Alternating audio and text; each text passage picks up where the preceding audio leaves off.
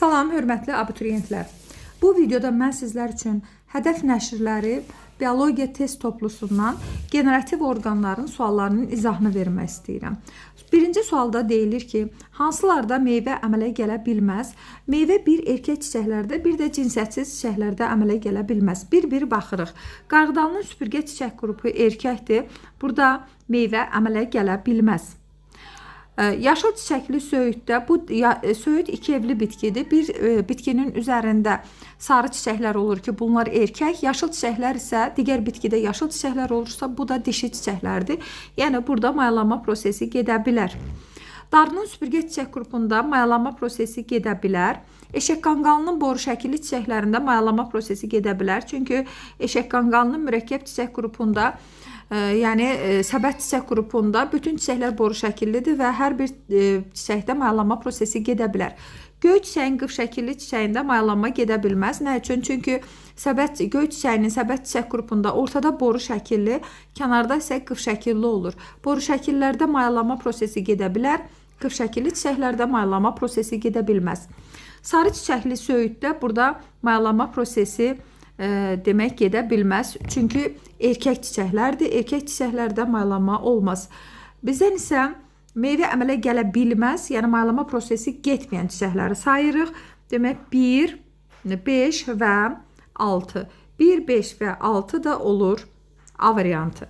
Keçirik ikinci suala. Hansılarda iki qat mayalanma prosesi getməz? Yenə də təkrar edirəm. Erkək çiçəklərdə və cinsiyyətsiz çiçəklərdə iki qat mayalanma prosesi getməz. Günəbaxanın dilçik şəkilli çiçəkləri cinsiyyətsiz çiçəklərdir və burada mayalanma prosesi getməz. Göy çiçəyin boru şəkilli çiçəklərində demək mayalanma prosesi gedə bilər. Çünki göy çiçəyin qıf şəkilli çiçəyində mayalanma getmədiyi halda boru şəkilli çiçəklərdə mayalanma olur. Eşək qanqalının boru şəkilli çiçəklərində mayalanma prosesi gedir. Çünki bu bitkinin səbət çiçək qrupunda bütün çiçəklər boru şəkillidir və hamısında mayalanma prosesi gedir.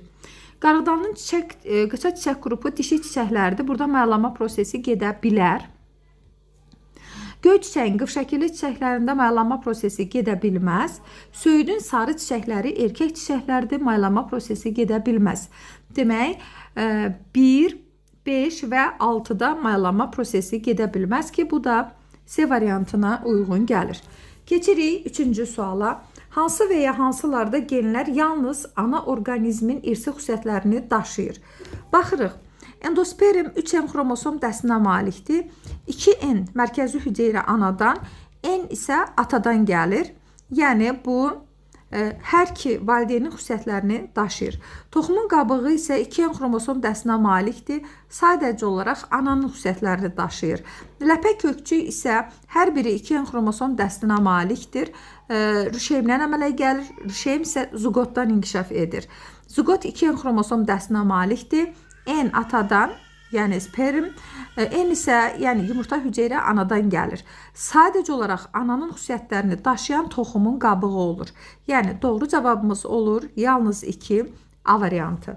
Dördüncü suala baxırıq. Sualda deyilir ki, hansılarda ata bitkinin irsi əlamətlərinin ana bitkinin irsi əlamətlərinə nisbəti 1 nisbətindədir. Endosperm 3N xromosom dəstinə malikdir. 2N anadan, N isə atadan gəlir. Toxumun qabığı 2N xromosom dəstinə malikdir, ancaq ananın xüsusiyyətlərini daşıyır. Ləpə və kökçük isə bu da hər biri 2N xromosom dəstinə malikdir. Rüşeymin hissələridir. Rüşeym isə zugotdan əmələ gəlir və həm ananın, yəni N sperm atadan, N yumurta hüceyrə anadan gəlir. Yəni həm atadan, həm anadan gələn irsi əlamətlərin bir nisbəti demək, rüşeymdə, zigotda ola bilər ki, bu da doğru cavab ləpə və kökçük olur. B variantı. Keçək 5-ci suala. Hansı və ya hansılarda ata bitkinin irsi əlamətlərinin ana bitkinin irsi əlamətlərinə nisbəti 1-2 nisbətindədir. Bu endospermdir. Çünki endosperm 3N xromosom dəstinə malikdir. N sperm atadan, 2N mərkəzi hüceyrə anadan gəlir. Toxumun qabığı 2N-dir. Sadəcə olaraq ananın xüsusiyyətlərini daşıyır. Kökçük ləpəcik isə, yəni kökçük, gövdəcik, ləpə yarpağı isə rüşemin hissəciyidir. Həm ananın, həm atanın xüsusiyyətlərini daşıyır və 1-1 nisbətində olur. Çünki N sperm atadan, N yumurta hüceyrə anadan gəlir. Doğru cavabımız olur endosperm. Demək, bu endosperm 1, yalnız 1. Doğru cavabımız olur A variantı. 6-cı suala baxırıq. Qarğıdalının 3 süpürgə, günəbaxanın 2 boru şəkilli inci çiçəyinin bir çiçəyinin əsas hissələrinin sayları cəmini tapın. Demək, əsas hissəsi, çiçəyin əsas hissəsi erkəkçik və dişicikdir. Əgər qarğıdalının 3 süpürgə çiçək qrupundan söhbət gedirsə, bu erkək çiçəklərdir və düstur belədir. 2 çiçək pərdəsi, 2 çiçək pulcuğu, erkəkçik 3, dişicik isə 0-a bərabərdir. Günəbaxanda isə boru şəkli, yəni belə yazırıq. K0, L5, erkəkçik 5, dişicik 1-ə bərabərdir. Zambaq çiçək qrupunda isə 6 erkəkçik və 1 dişicik var. Hesablayırıq. Əgər 3 süpürgə çiçək qrupu deyirsə, burada 9 dənə erkəkçik var, dişicik yoxdur. Onda yazıram 9, üstə gələk. Sonra günəbaxanın çiçək qrupunda 5 erkəkçik, 1 dişicik, yəni əsas hissələrinin cəmi 6-dır. Amma burada 2 çiçək var, demək 12. Üstə gələk, bizə dəqiqə, hansı, inci çiçəyində də 1 çiçəkdir. 6 erkəkçik, 1 dişicik var, yəni cəmi 7-yə bərabərdir. 7. Bunların hamısını da hesablayanda, demək, doğru cavabımız 28-ə bərabər olur. Yəni, burada 28 yazırıq. Yəni, C variantıdır. Keçirik 7-ci suala. Nə üçün iki evli bitkilərin hamısında meyvə əmələ gəlmir? Çünki iki evli bitkilərin bir bitkidə sadəcə olaraq erkək çiçəklər, digər bitkidə isə sadəcə olaraq dişi çiçəklər olur. Erkək çiçəkləri olan bitkidə mayalanma prosesi getməz, amma dişi çiçəkləri olan bitkidə mayalanma prosesi gedə bilər. Demək, doğru cavabımız olur B variantı. Tozcuq borusunun əmələ gəlməsi və mayalanma prosesi dişi bitkidə getdiyi üçün. Çünki digər bitkidə hamısı erkək çiçəklərdir və orada mayalanma prosesi getməz. 8-ci suala baxırıq. Növ sayı ən çox olan heyvan sinfinə aid olan fərdlərin azalması hansı bitkinin məhsuldarlığına təsir göstərər? Demək, növ sayı ən çox olan buğmayıqlılardır, yəni haşeratlar sinifidir ki, haşeratlar sinifinin az olması, demək, haşerat vasitəsilə çarpaz tozlanan çiçəkli bitkilərin mayalanmasına təsir göstərə bilər. Demək, alma haşeratları vasitəsilə tozlanır, buna təsir göstərə bilər. Buğda öz-özünə tozlanır, təsir göstərə bilməz. Armud haşerat vasitəsilə tozlanır, buna təsir göstərə bilər. Günəbaxan da haşerat vasitəsilə tozlanır, təsir göstərə bilər. Amma vələmir də, arpa da öz-özünə tozlandığı üçün haşeratların yəni tozlanmasında heç bir rolu olmur. Demək, doğru cavabımız olur alma, armud, günəbaxan. Demək, alma 1, armud 3, günəbaxan 4. 1, 3, 4 doğru cavabımız olur D variantı. İndi isə 9-cu suala baxırıq. Sualda deyilir ki, növ sayı ən çox olan heyvan sinifinin fərdlərinin azalması əksər halda hansı çiçəkli bitkilərin məhsuldarlığına təsir etməz? Növ sayı ən çox olan haşeratlar sinifidir ki, bu çiçəkli bitkilərin mayalanmasında iştirak edir. Baxaq. Bir evli iki cinsiyyətli bitkilərdə bəziləri elə ola bilər ki, öz-özünə tozlana bilər. Misal üçün, noxuddur, lobyadır, kartofdur, pambıqdır. Bunlar öz-özünə tozlanır. Haşeratlar gəlməsə belə tozlanma prosesi pozulmaz. Bir evli bir cinsiyyətli çiçəklərdə bir bitkinin üzərində həm erkək, həm dişi çiçəklər olur ki, burada haşeratların rolu var. Çünki bir çiçəkdəki erkəkçik digər çiçəkdəki dişiciyin üzərinə daşınmalıdır. İki evli dişicikli çiçəklər eyni haşeratlar mütləq lazımdır. Çünki digər bitkidəki erkək tozcuqlar bu bitkidəki dişicikli çiçəklərin üzərinə gəlməlidir ki, haşeratlar vasitəsilə gəlməlidir. Bunda da rolu var. Amma yenə təkrar edirəm, bir evli iki cinsiyyətli çiçəklər öz-özünə tozlana bilər ki, haşeratların rolu olmaya da bilər.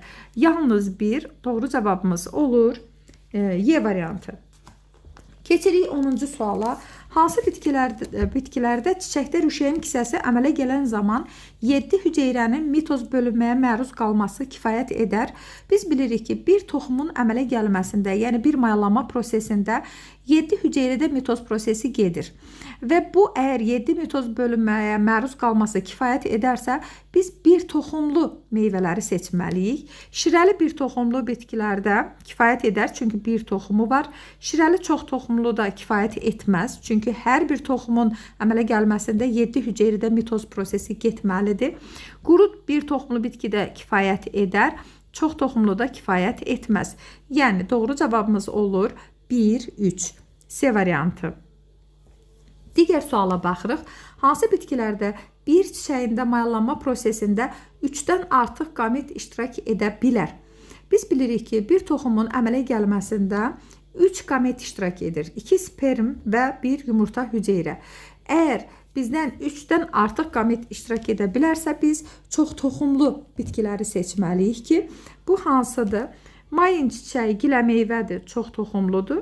Günəbaxan bir toxumludur, gavalı bir toxumludur. Kələm xaççəklər fəsləsinə aiddir. Demək, çox toxumlu quru meyvələrə, buynuz meyvəyə aiddir. Bu 3-dən çox artıq iştirak edə bilər. Şaftalı bir toxumludur.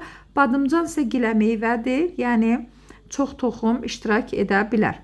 Demək, doğru cavabımız mayın çiçəyi, kələm və badımcan. Yəni 1, 2 və 6 olur. Doğru cavab olur A variantı. 12-ci suala baxırıq. Sualda deyilir ki, günəbaxan bitkisində 700 toxum əmələ gəlmişdir. Bu toxumlar neçə çiçəkdə əmələ gəlmiş və rüşeym kisəsi əmələ gələn zaman neçə hüceyrə mitoz bölünməyə məruz qalmışdır? Günəbaxanın boru şəkilli çiçəklərinin hər birindən toxum əmələ gələ bilər. Demək, 700 toxum əmələ gəlibsə, 700 çiçək iştirak etmişdir. Və hər toxumun əmələ gəlməsində 7 mitoz bölünmə prosesi olur. Onda 700-ü 7-yə vuranda 4900 demək, mitoz bölünmənin olduğunu tapa bilərik. Doğru cavabımız oldu A variantı. 13-cü suala baxırıq. Sualda deyilir ki, eşək qanqalı bitkisində 500 toxum əmələ gəlmişdir. Mayalamada iştirak edən qametlərin sayı toxumdakı ləpələrin sayından nə qədər çox olar? Əvvəlcə baxaq, əgər 500 toxum əmələ gəlirsə, demək, toxum əmələ gəlmirsə, neçə qamet? Hər bir toxumun əmələ gəlməsində 3 qamet iştirak edir. 2 sperm və 1 yumurta hüceyrə. 3-ə vururuq, bu olur 1500. Ləpələrin sayı isə eşək qanqalı mürəkkəb çiçəklər fəsləsinə aiddir. 2 ləpələr sinifidir. 2 ləpələr sinifində hər bir toxumunda 2 ləpə yarpağı olur. Yəni 500-ü vururuq 2-yə. Tapırıq ki, demək, 1000 ləpə yarpağı var. Qametlərin sayı da ləpə yarpağından nə qədər çoxdur istəyir. Onda 1500-dən 1000-ini çıxırıq. Yerdə qalır 500 fərq. Yəni, doğru cavabımız olur C variantı. 14-cü suala baxırıq. Sualda deyilir ki, paxla bitkisində çiçəyi əmələ gətirən struktur elementlərinin sayının cəmi. Paxla bitkisində, demək, bu paxlallar fəsləsinə aiddir. Düsturda belədir.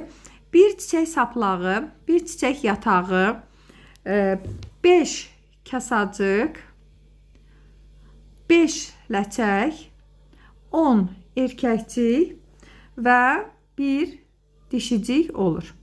Bunların hər birinin sayı birlikdə 23-ə bərabər olar. Doğru cavabımız 23, yəni B variantı olur. 15-ci suala baxırıq. Sualda deyilir ki, kələm bitkisində çiçəyin əsas hissələrinin sayı çiçəyi əmələ gətirən struktur elementlərinin sayları cəmindən nə qədər azdır? Baxırıq.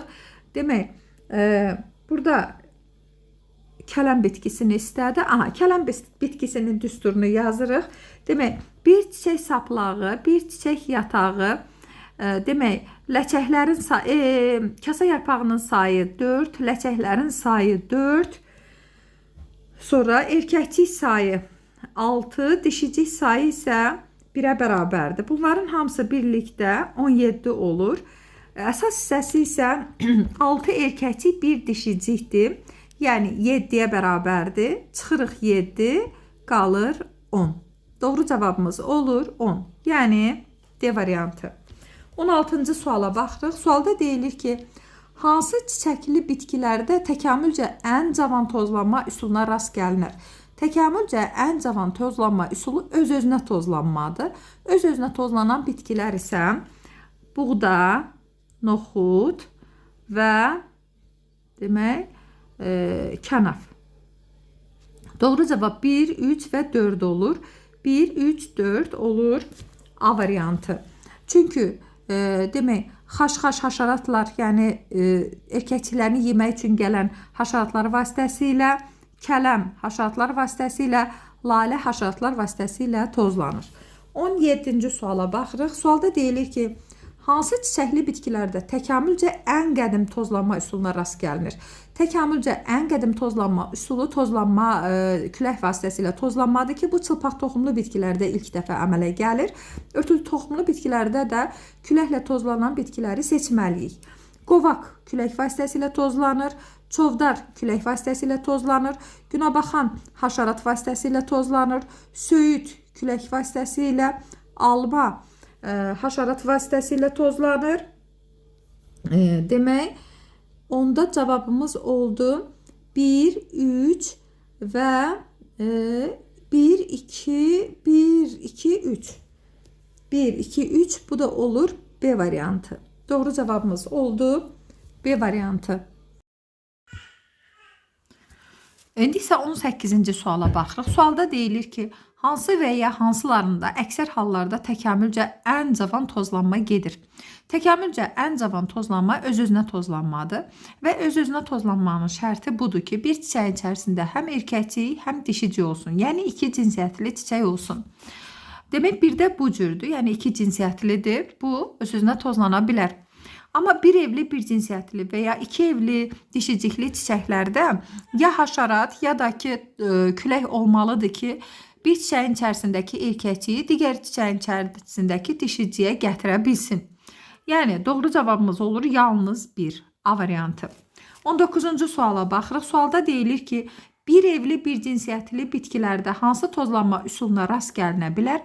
Əgər bir evli, bir cinsiyyətlidirsə, bir çiçəkdəki, erkək çiçəkdəki tozluqları dişi çiçəkdəki dişiciyin üzərinə gətirmək üçün ya külək ya da haşarat lazımdır. Doğru cavabımız 2, 3, yəni B variantı olur.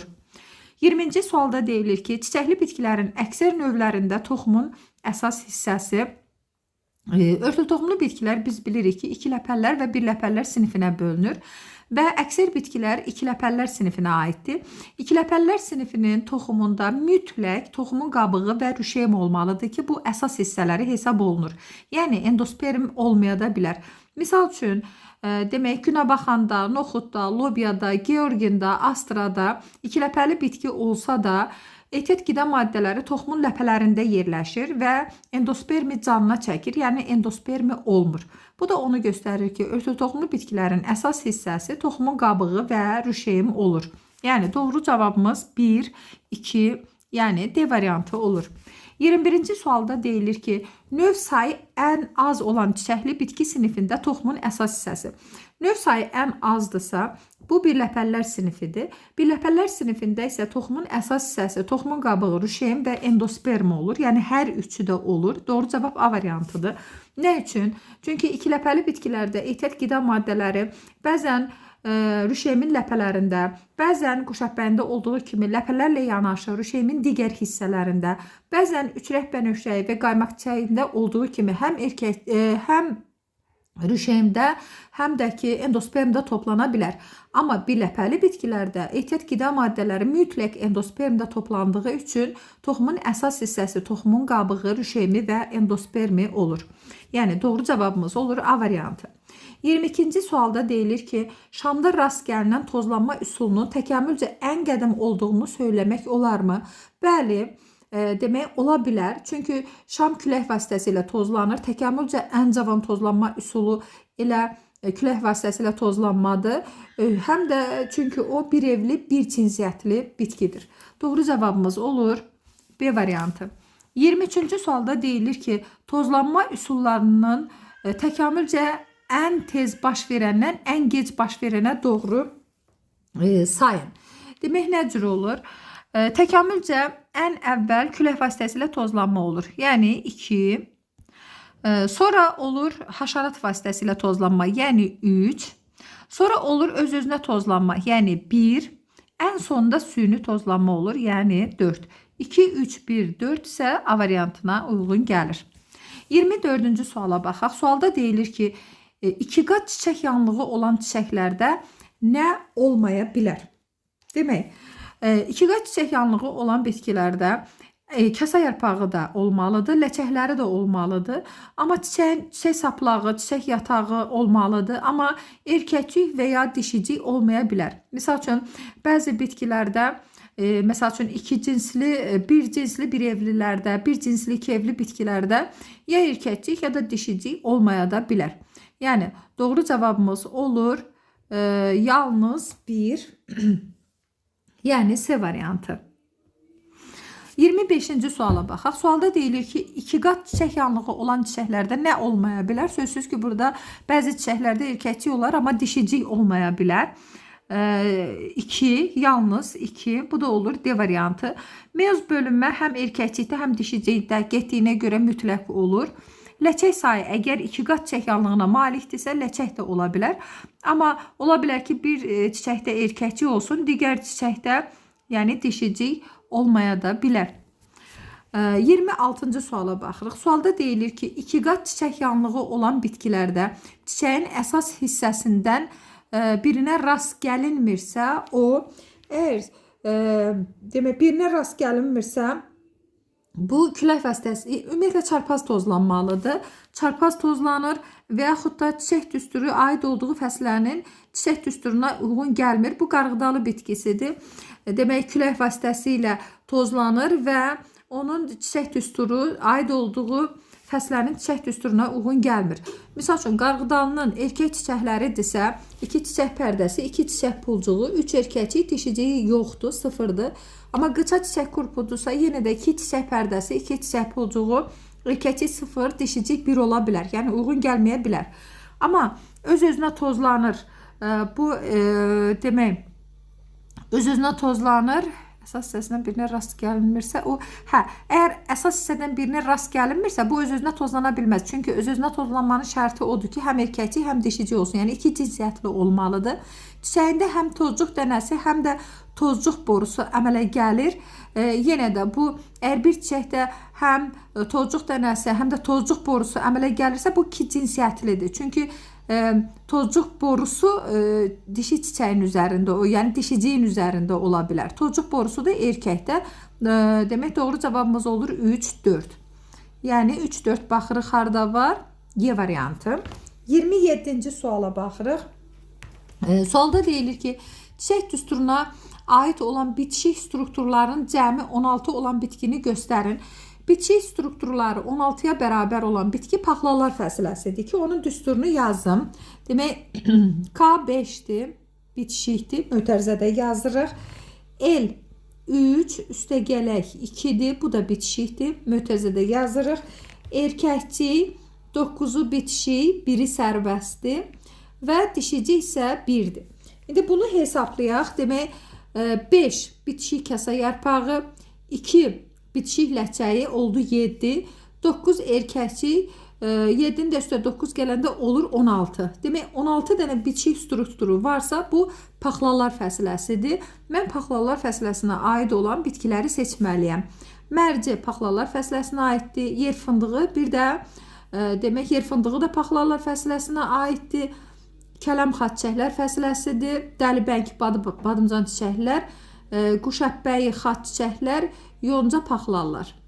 Demək, oldu mərci, yer fındığı və yonca.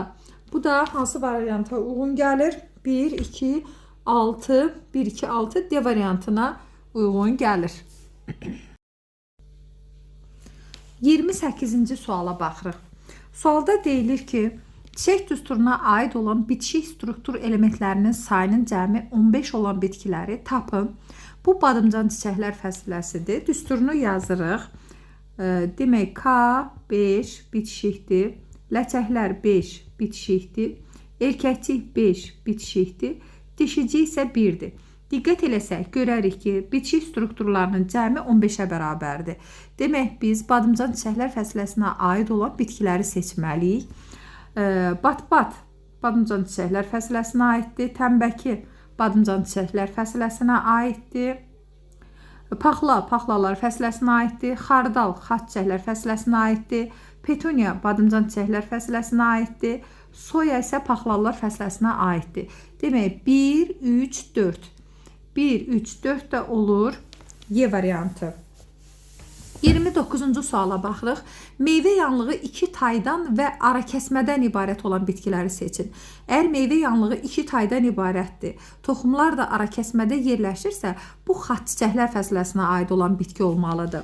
Demək, kələm xaç çiçəklər fəsiləsinə aiddir, quş əpbəyi xaç çiçəklər fəsiləsinə aiddir, soya paxlalar fəsiləsinə, xardal xaç çiçəklər fəsiləsinə, paxlalar fəsiləsinə, yonca paxlalar fəsiləsinə aiddir. Demək, doğru cavabımız olur 1, 2, 3, yəni A variantı. Keçirik 30-cu suala. Sualda deyilir ki, meyvə yanlığı taycıqlardan ibarət olan bitkiləri seçin. Meyvə yanlığı sadəcə olaraq taycıqlardan ibarətdirsə, ara kəsmələri yoxdursa, bu paxlalar fəsiləsinə aid olan bitki olmalıdır. Demək, paxlalar fəsiləsinə aiddir paxla, yonca və soya. Yəni 4, 5, 6 cavabımız olur B variantı. 31-ci suala baxırıq. Sualda deyilir ki, qarğıdalının qıça çiçək qrupu nəyə malik olsaydı, çiçək düsturu aid olduğu fəslərin çiçək düsturuna uyğun gələrdi. Qarğıdalının çiçək qrupu belədir. Yəni, qıça çiçək qrupu dişidir. 2 çiçək pərdəsi, 2 çiçək pulcuğu. Demək, erkəkçi 0, dişici isə 1-dir. Demək, erkəkçiyə, 3 erkəkçiyə malik olsaydı, onda paxlalar fəsiləsinə aid ola bilərdi. Yəni, bu cür ola bilərdi. 2 çiçək pərdəsi, 2 çiçək pulcuğu, 3 erkəkçi, 1 dişicik olardı. Yəni, doğru cavabımız olur D variantı.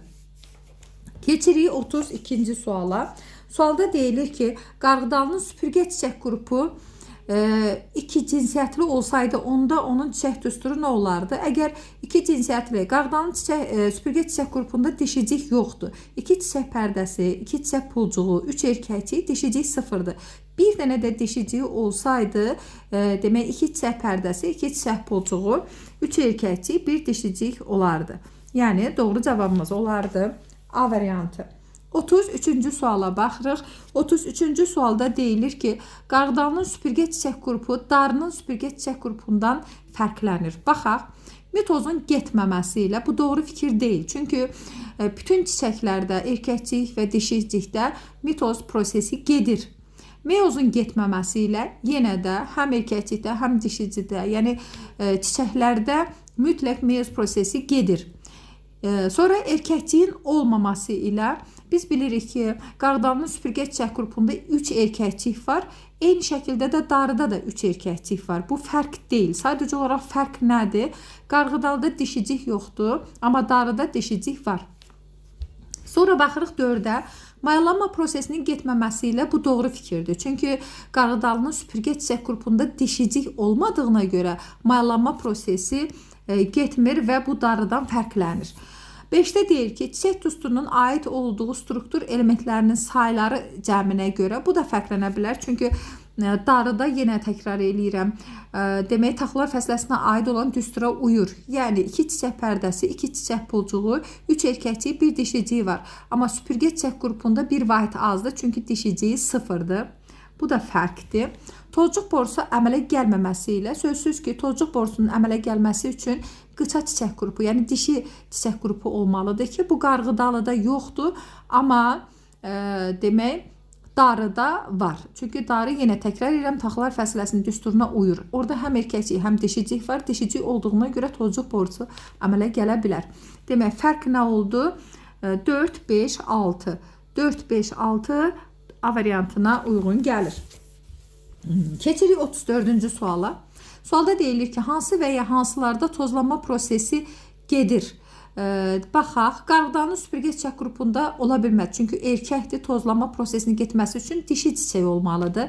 Darının süpürgə çiçək qrupunda ola bilər. Çünki burada həm erkəkcik, həm dişicik var. Vələmirin süpürgə çiçək qrupu burada da ola bilər. Çünki həm erkəkcik, həm dişicik var. Yəni sadəcə olaraq qarğıdalı taxılar fəsiləsinin düsturuna uymur. Qarğıdanın qıça çiçək qrupu dişi olduğuna görə burada da tozlanma prosesi gedə bilər. Yəni doğru cavab 2, 3, 4 olur. Yazaq. 2, 3, 4. Keçirik 35-ci suala. Sualda deyilir ki, buğda, kələm, günəbaxan, pambıq, fındıq, quşəbbəyi, lobya bitkilərinin bir çiçəyində rüşeym kisəsi əmələ gələn zaman neçə bitkidə 7 hüceyrə mitoz bölünməyə məruz qalır? 7 hüceyrədə mitoz bölünməyə məruz qalırsa, biz bir toxumlu bitkiləri götürməliyik. Çünki hər bir toxumun əmələ gəlməsində makrogamatofit bölünür, 3 dəfə bölünür və bu zaman 7 hüceyrədə bölünmə prosesi gedir. Demək, seçməliyik bir toxumlu bitkiləri. Buğda bir toxumludur, kələm çox toxumludur, günəbaxan bir toxumludur, pambıq qutucuq meyvədir, çox toxumludur, fındıq bir toxumludur, quşəbbəyi xaçələr fəsiləsinə aiddir. Yəni buynuz meyvədir, çox toxumludur, lobya paxlalar fəsiləsinə aiddir. Bu da çox toxumludur. Demək, doğru cavabımız olur 3, yəni C variantı. 36-cı sualda deyilir ki, buğda, kələm, günəbaxan, pambıq, fındıq, quşəbbəyi, lobya bitkilərinin bir çiçəyində rüşeym kisəsi əmələ gələn zaman neçə bitkidə 7-dən artıq rüşeym kisəsi bölünməyə məruz qalır? Əgər rüşeym kisəsi, yəni 7-dən artıq bölünmə olursa, bu çox toxumlu bitki olmalıdır. Çünki yenə təkrar edirəm, hər toxumun əmələ gəlməsində 7 hüceyrədə bölünmə prosesi gedə bilir. Demək, bir toxumlu deyil, burada çox toxumları seçməliyik ki, 7-dən artıq rüşeym kisəsi bölünməyə məruz qala bilsin. Buğda bir toxumludur, götürmürük.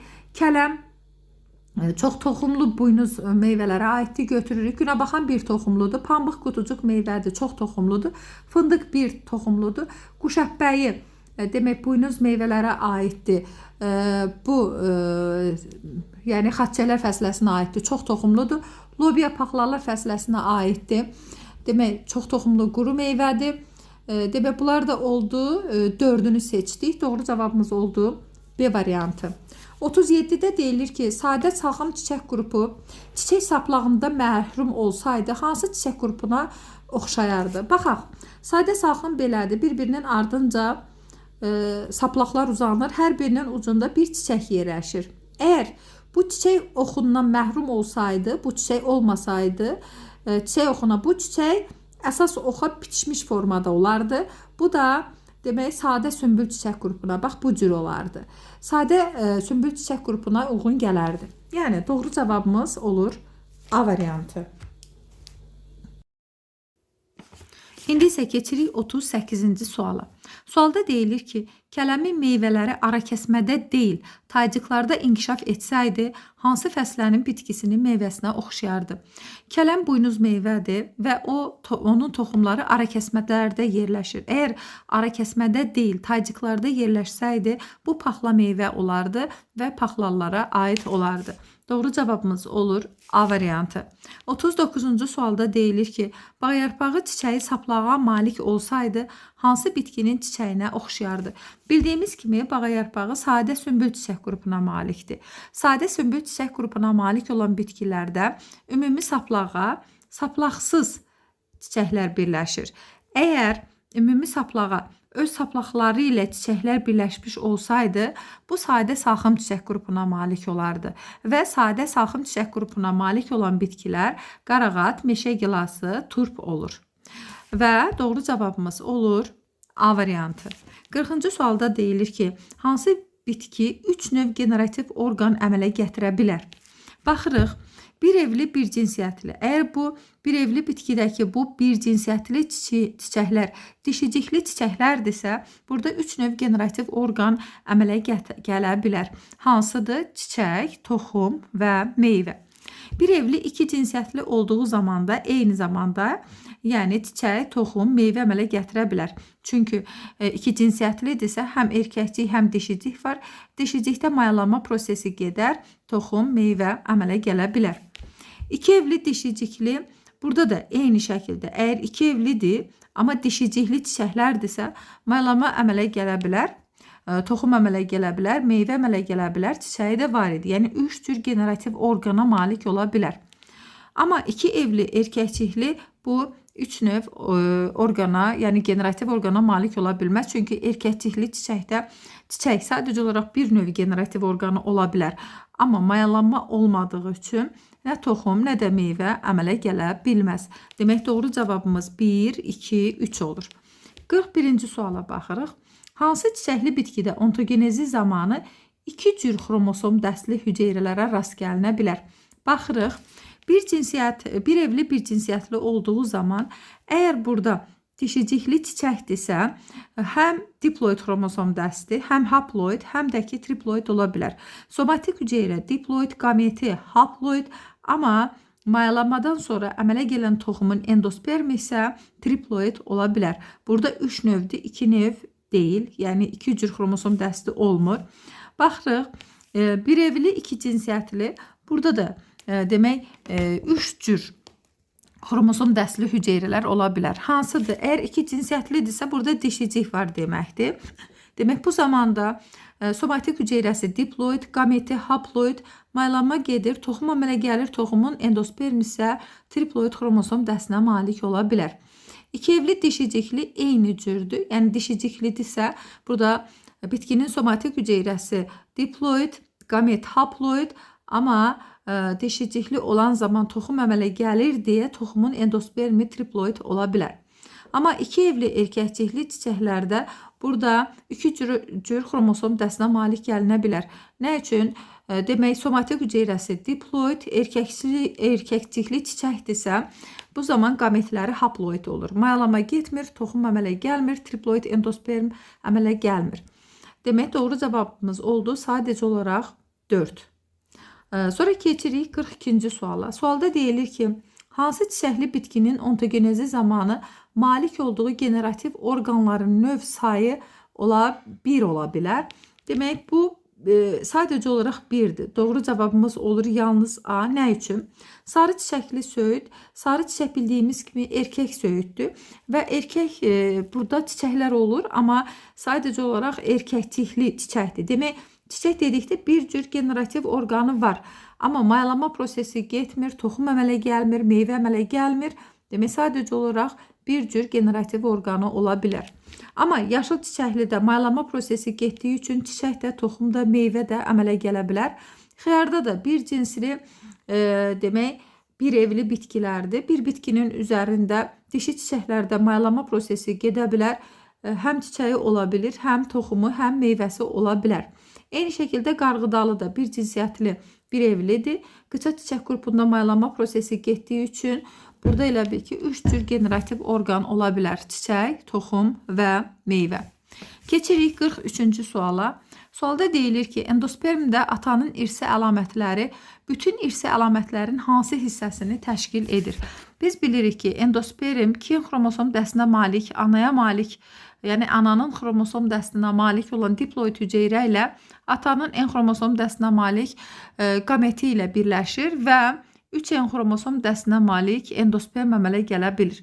Bizdən isə deyir ki, bütün irsi əlamətlərin hansı hissəsini təşkil edir? Yəni atanın irsi əlamətləri, ümumi irsi əlamətlərin hansı hissəsini təşkil edir? Demək, 3N endospermdirsə, N də atadır, demək 3də 1-ni demək təşkil edir. Doğru cavabımız olur A variantı. Keçirik 44-cü suala. Sualda deyilir ki, endospermdə atanın irsi əlamətləri ananın irsi əlamətlərinin neçə faizini təşkil edir? Endosperm ananın 2N mərkəzi hüceyrəsi ilə N xromosom dəstinə malik atanın gameti birləşir və 3N xromosom dəstinə malik endosperm əmələ gəlir. Diqqət eləsək, bizə də deyir ki, atanın irsi əlamətləri, yəni bu, ananın irsi əlamətlərinin neçə faizini təşkil edir? Demək, N2N'in yarı faizi, yəni 50 faizidir. Yəni 2də 1 hissəsidir, 50 faizidir. Doğru cavabımız olur A variantı. Keçirik 45-ci suala. Sualda deyilir ki, Euler-Venn diaqramına əsasən doğru olanları müəyyən edin. Baxaq, bir-bir baxaq. Bir deyir ki, bitki hermafroditdir. Doğrudan da Bu bitkinin də üzərində erkəkcik, dişicik var. Fərqli çiçəklərdə olsa da, digər bitkidə də erkəkcik də, dişicik də var. Demək, hermafroditdir. Bu ortada yazılır. Yəni hər ikisi üçün eynidir. Çox doğru fikirdir. Yazırıq, doğru fikirdir. 2-də deyir ki, çiçəklərin bəzilərində yalnız mitoz, bəzilərində isə həm mitoz, həm meyoz prosesinə rast gəlinə bilər. Bu doğru deyil. Çünki biz bilirik ki, hər bir çiçəkdə fərq yoxdur. Erkəkcikli çiçək olsun, dişicikli çiçək olsun, hər birində həm mitoz, həm meyoz prosesi gedə bilər. Bu doğru fikir deyil. 3-ə baxaq. Təkamülcə ən cavan tozlanma üsulu ilə tozlana bilər. Ən cavan tozlanma üsulu öz-özünə tozlanmadır. Öz-özünə tozlanma üçün bir çiçəyin içərisində həm erkəkcik, həm dişicik olmalıdır. Eyni zamanda yetişməlidir və erkəkcik dişicikdən hündür olmalıdır. Demək, bu üçü yazıbdır. Burada erkəkcik, dişicik eyni çiçəkdə olan bitki üçün bu çox doğru fikirdir. Baxaq 4-ə. Bütün çiçəklərində 3 cür xromosom dəstinə malik olan hüceyrələrə rast gəlinə bilər.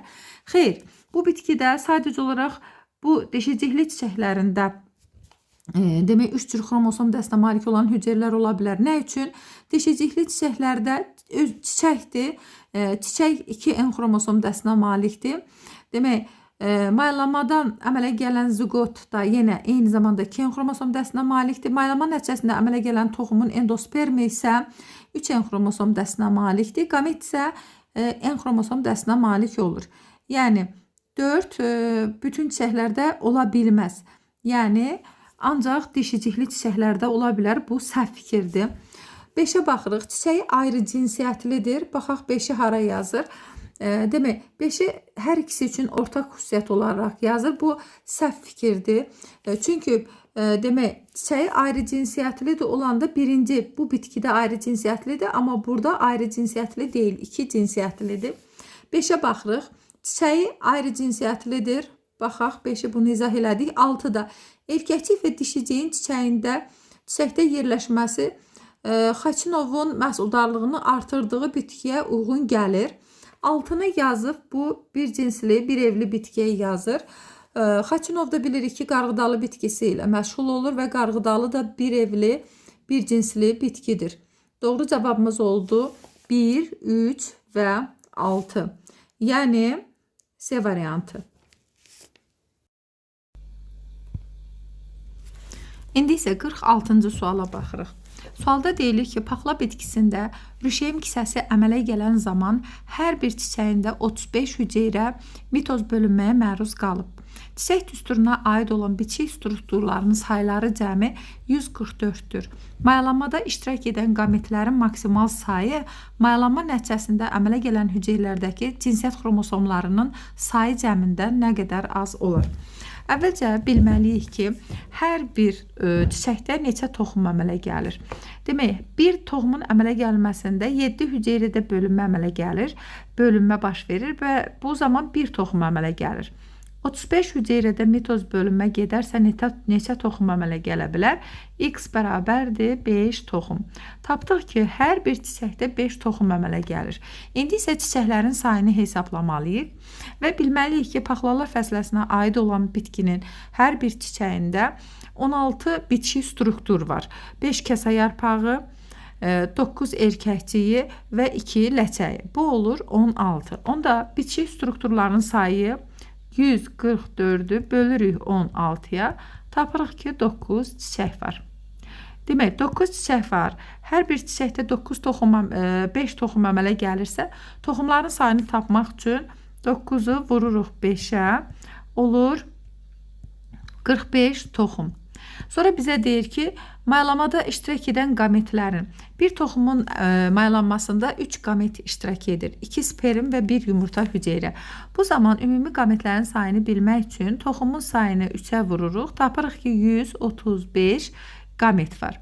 Sonra cinsiyyət xromosomların sayı. Əgər 45 toxumu varsa, mayalama nəticəsində 2 hüceyrə əmələ gəlir. Endosperm və hüceyrə deməyim, yəni 2 hissə əmələ gəlir. Zigot və endosperm. Zigot 2N xromosom dəstinə malikdir. Endosperm 3N. Yəni yekunda 5N xromosom dəstinə malik cinsiyyət hüceyrələri olur. 45'i vururuq demək 5'ə, bu da olur 225. Bizdən isə qametlərin sayının cinsiyyət xromosomları sayı cəminə nə qədər az olduğunu istəyir. Bu zaman 225'dən çıxırıq 135'ini, bu da olur 90. Yəni Y variantı.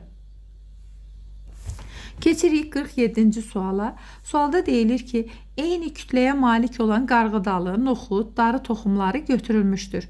Su udduqdan sonra onların kütlələri cəmi 475 qram olmuşdur. Hər bir bitkinin udduğu suyun miqdarını hesablayın. Burada bu məsələ şərtində əvvəlcə biz başlanğıc kütləni bilməliyik ki, bu bitkilərin hər biri, yəni bu toxumların hər biri neçə kiloqrama bərabər olur. Bunun üçün çox asan bir üsuldan istifadə etmək istəyirəm. Başlanğıc kütlə hər hansı bir rəqəm götürək. Fərqi yoxdur, bu 2 də ola bilər, 4 də ola bilər, 8 də ola bilər. Mən 4 kiloqram götürürəm. Demək 4 kiloqram qarğıdalı varsa, kiloqram deyil, qram. Qarğıdalı varsa, o özünün 2də 1-i qədər su tələb edir. Üzərinə 2 gəlirik. Demək cücərdikdən sonra kütləsi 6 qrama bərabər olur. Sonra noxud, 4 kiloqram noxuddursa, noxud öz çəkisi qədər su tələb edir. Üzərinə 4 gəlirik. Cücərdikdən sonra kütləsi 8 qrama bərabər olur. Darını götürək. 4 kiloqram darı varsa, o öz kütləsinin 4də 1-i qədər su tələb edir. Üzərinə 1 gəlirik. Cücərdikdən sonra kütləsi 5 qrama bərabər olur.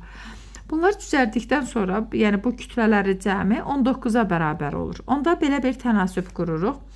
Cücərdikdən sonra kütlələri cəmi 19 olarsa, başlanğıc kütlə, yəni hər birinin kütləsi 4'ə bərabər olursa, onda cücərdikdən sonra kütlələri cəmi 475 olduqda da başlanğıc kütlə x olur. X da bərabərdir 100 olur. Demək tapdıq ki, 100 qram qarğıdalı, 100 qram noxud, 100 qram darı var. Baxaq, əvvəlcə qarğıdalını istəyir, udduğu suyu istəyir. Əgər 100 qram qarğıdalı toxumu varsa, öz çəkisinin 2də 1-i qədər, yəni yarısı qədər su tələb edir ki, bu 50 qrama bərabər olur. Əgər 100 qram noxud varsa, öz çəkisi qədər su tələb edir. Bu 100 qrama bərabər olur, udduğu suyun miqdarı. Əgər 100 qram darı varsa, öz çəkisinin 4də 1-i qədər su tələb edir. Yəni 100-ün 4də 1-i 25 qrama bərabər olur. Doğru cavabımız olur A variantı. Keçirik 48-ci suala. Sualda deyilir ki, noxud və darı bitkisində su udduqdan sonra kütlələri cəmi 525 qram olmuşdur. Götürülən noxudun çəkisinin darıdan 2 dəfə çox olduğunu nəzərə alsaq, noxudun udduğu suyun miqdarı darının udduğu suyun miqdarına nə qədər çox olar? Yenə də çox asan bir üsuldan istifadə etmək istəyirəm. Başlanğıc kütlə olaraq hər hansı bir rəqəmi qoyuruq. Misal üçün, mən 4 kiloqram. Əgər 4 kiloqram darı varsa, məsələ şərtində deyir ki, noxud darıdan 2 dəfə çox olmalıdır. Onda 8 qram da demək olsun noxud. Demək, 4 qram, bizdən qram istəyir, yoxsa qram istəyir. 4 qram darıdırsa, öz çəkisinin 4də 1-i qədər su tələb edir. Yəni, üzərinə 1 gəlirik, olur, cücərdikdən sonra kütləsi 5 qram. Demək, 8 qram noxud varsa, öz çəkisi qədər su tələb edir. Cücərdikdən sonra kütləsi olur 16 qram. Bu hər ikisinin cücərdikdən sonra kütləsi olur 21 qram. Demək, sonra bizdən soruşur ki, noxudun udduğu suyun miqdarı darının udduğu suyun miqdarına nə qədər çox olar? Əvvəlcə noxud nə qədər su udub, bunu tapaq. Cücərdikdən sonra kütləsi 21 qram olduqda noxudun udduğu su 8 qrama bərabər olur.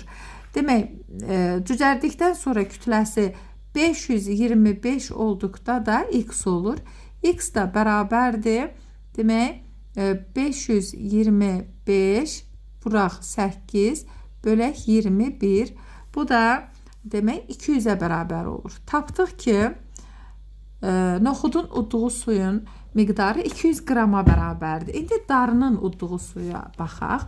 Demək, cücərdikdən sonra kütlələri 21 qrama bərabər olduğu zaman darının udduğu suyun kütləsi 1 qrama bərabər olur. 225 olduqda isə 225 deyil, 525 olduqda da x olur. X da bərabərdir 525 vuraq 1 bölək 21. Bu da olur 25. Bizdə isə yəni qarğıdalın udduğu suyun miqdarının darının udduğu suyun miqdarı da nə qədər çox olduğunu istəyir. Onda 200-dən çıxırıq 25, o da olur 175. Yəni doğru cavabımız olur A variantı. 49-cu suala baxırıq. Sualda deyilir ki, toxum cücərən zaman hansı hüceyrə orqanoidinə daha az ehtiyac olur? Bildiyimiz kimi toxum cücərdiyi zaman heterotrof yolla qidalanır və hələ ki cücərdikdən sonra lazım olacaq, amma cücərdiyi zaman demək xloroplasta ehtiyac olmur. Doğru cavabımız olur D variantı. İndi isə növbəti, yəni 50-ci suala baxaq. Sualda deyilir ki, toxum cücərən zaman ən çox hansı hüceyrə orqanoidinə ehtiyac olar? Toxum cücərən zaman heterotrof yolla qidalanır ki, cücərmə zamanı həm də enerjiyə ehtiyac var. Enerji hasil edilməsi üçün də mitoxondriya ehtiyac olur. Doğru cavabımız olur Y variantı. 51-ci suala baxırıq. Sualda deyilir ki, çiçək qrupları haqqında ümumi olan əlamətləri seçin. Qarğıdalının süpürgə çiçək qrupu verilir, bir də darının süpürgə çiçək qrupu verilir. Demək, burada tozlanma prosesi, tozlanma qarğıdalda ola bilməz, amma darının süpürgə çiçək qrupunda olur. Nə üçün ola bilməz? Çünki qarğıdalda süpürgə çiçək qrupu ancaq erkəkcikli çiçəklər olur, dişicik olmur. Dişicik olmadığı üçün də demək burada tozlanma prosesi gedə bilməz. Yəni bu tozlanma prosesini hər ikisi üçün deyə bilmirik. Amma darının süpürgə çiçək qrupunda ola bilər. Çünki orada 2 çiçək pərdəsi, 2 çiçək pulcuğu, 3 erkəkcik, bir dişiciyi var. Sonra keçək mitoz bölünmə. Mitoz bölünmə həm erkəkcikli, həm dişicikli çiçəklərdə gedə bilir. Eyni şəkildə meyoz prosesi də ola bilir. 3 erkəkçiyə sahib olmaq da ola bilər. Amma bir dişiciyə sahib olmaq ola bilməz. Nə üçün? Çünki biz bilirik ki, taxılar fəsləsinin düsturu budur. 2 çiçək pərdəsi, 2 çiçək pulcuğu, 3 erkəkcik və bir dişiciyi var. Amma qarğıdalı bu düstura tabe olmur. Əgər qarğıdalının süpürgə çiçək qrupudursa, 2 çiçək pərdəsi, 2 çiçək pulcuğu, erkəkcik 3, dişicik isə 0 olur. Demək, 3 erkəkçiyə sahib olmaq, diqqət eləyin, hər ikisində var. Yəni mitoz, meyoz, bir də 3 erkəkçiyə sahib olmaq. Bunu hər ikisi üçün yaza bilərik. 3, 4 və 5 doğru cavabımız olur C variantı. 52-ci suala baxırıq. Sualda deyilir ki, yuxarıdakı meyvə tiplərinə uyğun bitkiləri seçin. Bir dəm meyvədir. Dəm meyvəyə aid olan bitki sözsüz ki, taxıllar fəsləsindən, misal üçün arpa, buğda, çovdar ola bilər. Yəni C-ni yazırıq. 1 üçün C-ni yazırıq. 2-yə baxırıq, buynuz meyvədir. Buynuz meyvə bilirik ki, xaçəklər fəsləsinə aid olan bitkilər də olur. Burada xaçəklər fəsləsinə aid olan bitki kələmdir. Yəni burada B-ni yaza bilərik. 3-ə baxaq, 3 bu toxumca meyvədir. Toxumca meyvə isə mürəkkəb çiçəklər fəsləsinə aid olan bir bitki üçün deyə bilirik ki, bu da günəbaxanı misal göstərə bilərik. Yəni 3-ə də A, 1-ə C, 2-yə B, 3-ə A. Doğru cavabımız olur D variantı.